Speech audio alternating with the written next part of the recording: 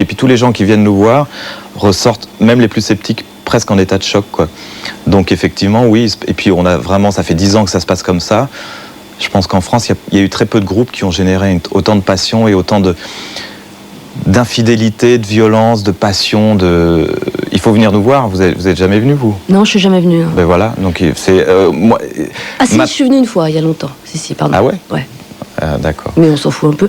Bah non, mais ce que je veux dire, c'est que là, par exemple, beaucoup de gens, à la sortie de l'album ou après le phénomène du succès de J'ai demandé à la Lune, voulaient nous interviewer. J'ai dit, mais il faut qu'ils viennent d'abord, par exemple, Libération, je voulais pas trop faire.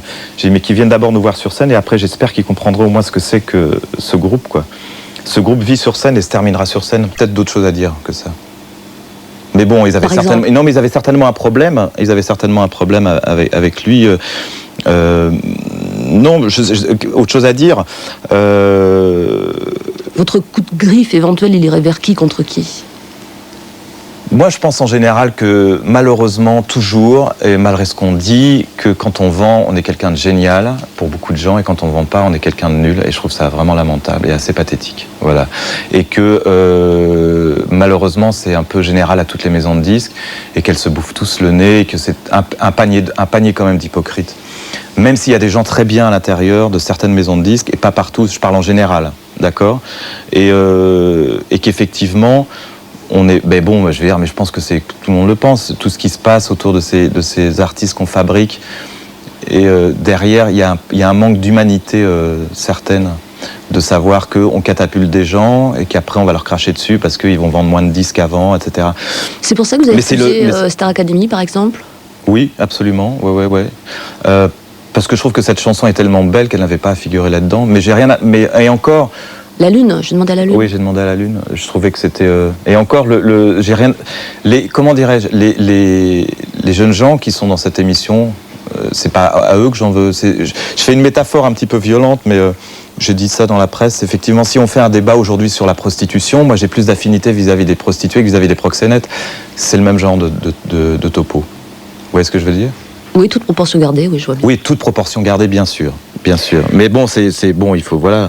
Mais effectivement, toute proportion gardée. Ouais. Sur votre dernier album, il y a des jolis noms, notamment Jean-Louis Murat, Gérard Manset, Camille Laurence, écrivain. Anne Scott, Valérie Rousseau, ouais, oui, absolument. Il y en a un paquet. Mickey 3D, tout ça, ouais. C'est vous qui les avez sollicités ou ils sont venus vers vous? Comment ça s'est passé? Il y en a deux qui sont venus tout seuls. Il y a Mickey 3D, donc Michael, et... qui a écrit J'ai demandé à la Lune. Et Jean-Louis Murat. En fait, c'était l'album où je voulais absolument avoir des collaborations. Moi, quand je suis dans ma vie en général, je lis des livres et comment dirais-je, et je me rends absolument pas compte que des gens extérieurs que j'aime nous aiment aussi. Et en fait, j'ai été très agréablement surpris sur cet album que Camille Laurence ou Anne Scott ou Valérie Rousseau ou même Mélissa de Smashing Pumpkins nous connaissent et nous aiment bien. Et quand Jean-Louis Murat, par exemple, vous propose un morceau, ça vous étonne qu'il vienne vers vous? En fait, c'est bizarre. Avec Jean-Louis Murat, on a un ami commun. On se connaît pas. Enfin, on se connaît. On s'est croisés. Et en fait, cet ami commun qui est en Belgique a dîné un soir avec Jean-Louis Murat à Bruxelles et lui a dit mais arrête de penser qu'Indochine est un groupe. Le cliché qu'on a pu avoir sur ce groupe pendant ces 10 dernières années ou ces 15 dernières années, le groupe un peu inconnu, enfin les inconnus, les machins, enfin tout ce trip-là. Ça vous a fait du mal, ça d'ailleurs? Personnellement, non. Mais je trouve que... dans l'image. Je pense que ça a dû faire certainement beaucoup de mal, ouais, effectivement. Mais maintenant, les inconnus sont devenus inconnus, donc c'est pas un problème. Et vous plus? Non. Et donc, en fait, cette personne qui a fait un lobbying autour de moi en disant mais que je ressentais les mêmes choses, que j'avais les mêmes passions que lui, les mêmes attitudes que lui vis-à-vis de ce métier, et il a tellement été convaincu qu'il a écrit cette chanson, donc Un singe en hiver, en 2 jours, il me l'a envoyé, et donc effectivement, moi j'ai été très touché. Moi c'est quelqu'un que j'aime beaucoup, que j'écoute sur disque.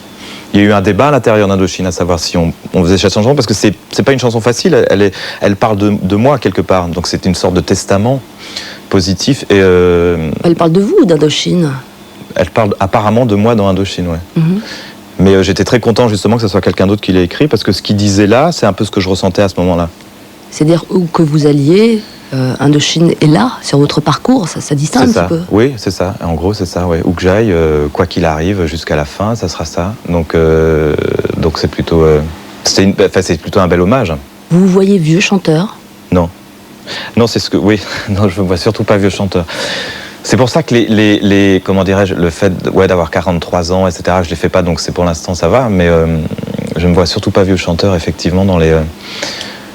Enfin, je me vois pas, effectivement, avec tout le respect que je dois à Pascal Sevran, me passer dans cette émission-là, oui, dans 25 ans ou 30 ans. Je pense que j'aurais... Non, je pense que... Il y a des vieux qui sont restés rock'n'roll, il y a plein d'exemples, non? Plein d'exemples, oui, quelques-uns, ouais.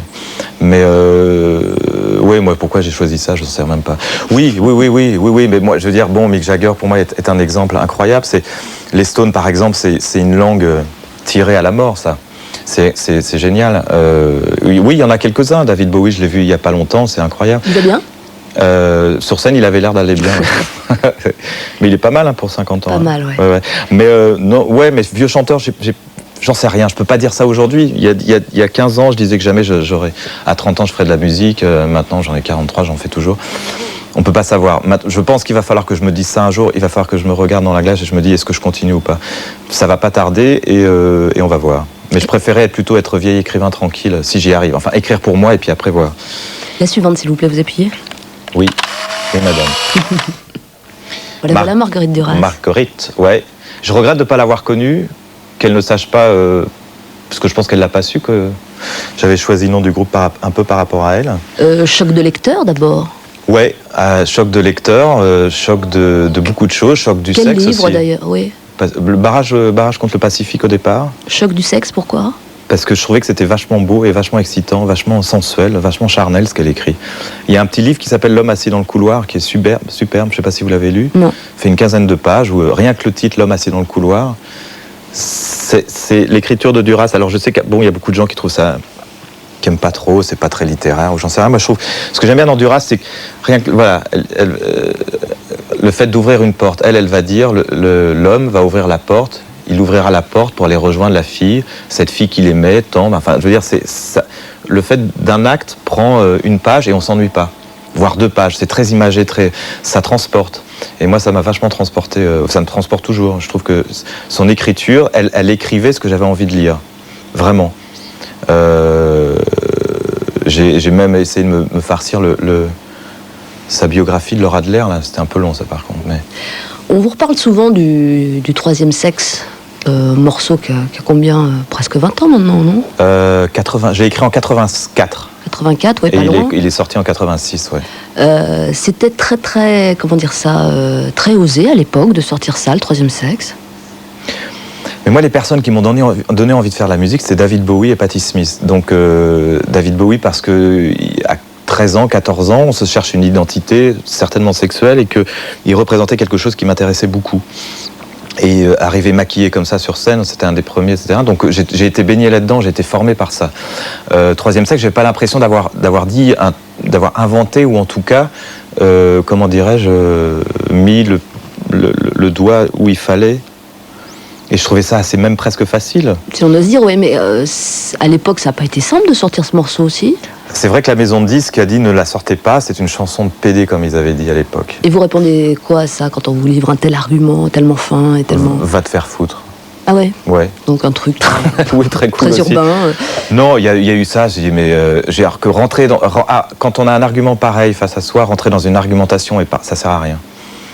Ça sert à rien d'essayer de convaincre du contraire. Je pense que le type est tellement... Et on a prouvé le contraire. En imposant, en disant va te faire foutre, on impose ce truc. Et puis voilà. Et encore une fois, c'est le public qui s'est emparé de ce dossier. Parce que c'est vrai que au départ, peut-être beaucoup de radios n'ont pas voulu le jouer parce que j'ai pas envie de l'avoir toute nue ou je sais pas quoi. Enfin, cette chanson Mais en fait, au départ, c'est une chanson sur le respect de même pas de l'ambiguïté sexuelle, mais de... Androgynie, non? Non, c'était sur toutes les sexualités, mérite le respect. Et c'est pas parce que des fois on est habillé un petit peu hors du commun qu'on a forcément... Parce que c'était ça, lui il se maquille, donc c'est forcément un pauvre PD, enfin ce genre de réaction. Et en fait beaucoup de gens ont pris ça comme une sorte d'hymne un petit peu de génération. Mais moi ce qui m'a fait marrer, c'est que cette chanson que j'ai écrite comme ça sur un bout de canapé, comme celui-là, elle est presque autant d'actualité. Elle était autant d'actualité sur... Il y a 4 ans ou 3 ans, quand il y a eu cette levée du bouclier autour du Pax, il y a toujours cette haine vis-à-vis de cette sexualité. Il y a une sorte de haine vis-à-vis des gens un petit peu différents. Enfin, c'est assez curieux. Pourquoi, alors que veux dire, la haine, elle doit pas venir de là, à mon avis. La dernière, s'il vous plaît. Il y a une dernière. Fire. Putain, c'est énorme, ça. Ah putain. C'est quoi ça? Ils sont déjà là. 60 jours, 60 nuits. Ah oui, d'accord, vous faites de l'autopromo là? Oui, c'est carrément de l'autopromo. Ça passe sur Canal. Mais bon, voilà, c'est... Je l'ai vu samedi dernier, ça. Alors, ça. Oui, c'est ça, j'ai vu ça samedi dernier, ouais. Est-ce que vous le feriez, vous? Non. En fait, je fais enregistrer Non, parce que l'émission si je le ferais pour moi, pour me marrer entre nous. Nous, on se filme en tournée, on fait plein de choses. Il y a un petit jingle un petit peu bruyant, voilà. Ouais. Vous le faites entre vous, hein. J'aime beaucoup le truc de Ozzy Osbourne. C'est vrai que ça donne un capital sympathie vachement... Pourquoi vous le feriez pas, alors? Parce que je sais pas si vous avez remarqué que comment dirais-je, j'ai pas du tout envie d'avoir je suis Indochine forcément à 95%, mais il me reste 5, 10, même plus, où j'ai pas envie de dévoiler, j'ai pas envie de parler de ma vie privée. On l'a jamais parlé pendant 21 ans au moins. Ce qui est fort avec ce groupe, c'est que on nous a jamais vus en couverture de tel ou tel magazine ou en petit truc qui parlait de telle chose ou de machin sur notre vie privée. Je pense qu'il y a deux choses. Il y a la musique et puis après il y a le fait d'avoir une vie normale et de dire qu'après... Enfin, je pense pas que ça soit exceptionnel la vie que vivent ces gens-là pour en faire une émission. Moi, j'ai pas une vie exceptionnelle, par exemple. Mais je pense qu'on donne une fausse idée aux gens. Mais bon, après, c'est mon point de vue. Hein. Je sais pas si je me suis bien expliqué. Si, je crois, oui. Voilà. C'est clair. Ouais, je pense que l'intérêt... Moi, je suis plus intéressé... Même si c'est un bon programme de télévision où on s'amuse bien, hein, moi, j'ai pas envie de voir des gens que j'aime bien vivre comme ça tous les jours. J'ai envie d'avoir cette part de mystère qui fait que je ne connaisse pas tout, ni leurs caleçons, ni leurs petites filles, ni leurs choses comme ça. En plus, dans certains, je trouve qu'il y a un manque de sincérité qui se voit tellement à l'écran que c'est un peu fou. Personnellement, c'est ce que je pense. Maintenant. Vous avez été sincère, là?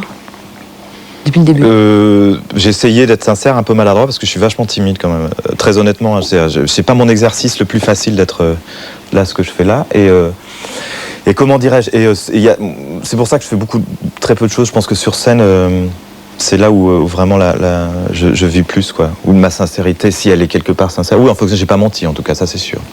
Vous auriez pu, pourtant. Si vous voulez choisir un disque, le disque de fin de Nicolas Sirkis, La Chénifie, se trouve vers le fond. Oui, d'accord. 6 propositions à vous faire. Je passe devant le miroir. Ah oui, 6 propositions. Voilà. Alors, il y a les Clash, Go Straight to Hell. Il y a oui, Interpol. Vous connaissez Interpol? Oui, absolument. Les nouveaux Néo 80. Oui, la New Wave, ouais.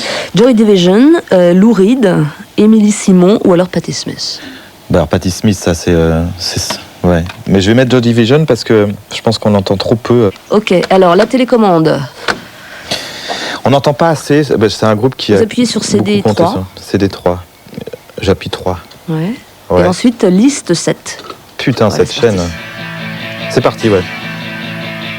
Une photo rock'n'roll, s'il vous plaît. Oui, mademoiselle. Mademoiselle ou madame? Elle dit où l'appareil? Peu importe, vous savez. Voilà. Le bouton rouge. Mais tiens, je vais le faire à côté de lui. À côté de... Alors, c'est quand vous voulez, c'est moi qui veux, hein, c'est ça, hein. Bah, si vous voulez, ce serait bien de vouloir, ouais. Voilà, j'en fais une pour moi parce que j'ai vu que l'autre jour, il y avait quelqu'un qui l'avait fait comme ça juste pour moi. Ah, ça y est, on va doubler notre budget d'un seul coup. Ça va être dur. Merci. Bah, prenez-en C'est pas une, mal, alors. c'est pas mal. Ah oui, je vais en prendre une, mais le temps qu'elle se développe, le problème c'est... Et je voulais voir un truc parce que le frigidaire, il est vachement bien. Ouais, c'est ça. C'est pas mal, hein. Oh, Qu'est-ce qu'il y a? ils avaient enlevé toutes les marques. Obligé. D'accord. Bon, ben voilà, c'est fini alors. C'est fini. Ça a été pour vous? Pour moi, ça a été. Ouais, et pour vous? Bah oui, oui. Elle est belle. La pochette de Patti Smith, elle est vachement belle quand même. Elle est super belle. Oh, pourquoi il n'y a pas de S à Nicolas? Il s'est trouvé que c'était une erreur au départ d'un comment ça s'appelle d'un... Quelqu'un de la mairie? D'un quoi? Quelqu'un de la mairie? De la mairie? Non, non, pas du tout. Non, non, sur une interview, un truc comme ça, où un journaliste avait oublié le S, et puis je trouvais ça plutôt pas mal. Oh la gueule. J'ai les yeux fermés. Bon, écoutez, je vous en laisse une, c'est pas grave. Merci beaucoup d'être venu, Nicolas Sirkis. Merci à vous. Indochine, l'album Paradise. C'est ça, c'est ça. Et je sors, hein, c'est ça? S'il vous plaît. Allez, ciao. Ciao. Voilà.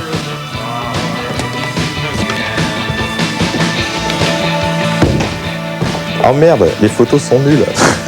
Par contre, la statue, elle est bien.